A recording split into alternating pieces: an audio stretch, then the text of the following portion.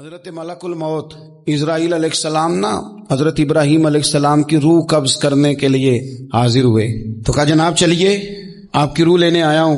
تو حضرت ابراہیم علیہ السلام فرمانے لگے اسرائیل، یہ قاضی ثناء اللہ صاحب پانی پتی رحمت اللہ علیہ نے اس کو تفسیر مظہری میں لکھا ہے.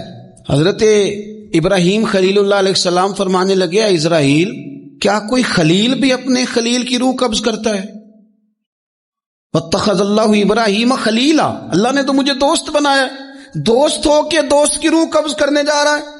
حضرت اسرائیل نے ارادہ چھوڑا اور حضرت ابراہیم کا وہ جملہ لے کے رب کی بارگاہ میں حاضر ہوئے. عرض کی مالک جناب ابراہیم علیہ السلام نے فرمایا ہے کہ اللہ کی بارگاہ میں عرض کرو کہ مالک کیا کوئی خلیل بھی اپنے خلیل کی روح قبض کرتا ہے؟ تو رب کریم نے فرمایا اب میرا بھی پیغام جا کے جناب ابراہیم کو دے دو، ان سے جا کے کہو رب فرماتا ہے کیا کوئی خلیل بھی اپنے خلیل کی ملاقات کو ناپسند کرتا ہے؟ آپ کو تو ملنے کو بلا رہے ہیں، موت تو ایک پل ہے، یہاں سے گزریں گے تو جا کے محبوب سے ملیں گے. تو کیا کوئی خلیل بھی ناپسند کرتا ہے کہ وہ اپنے خلیل سے ملاقات نہ کرے؟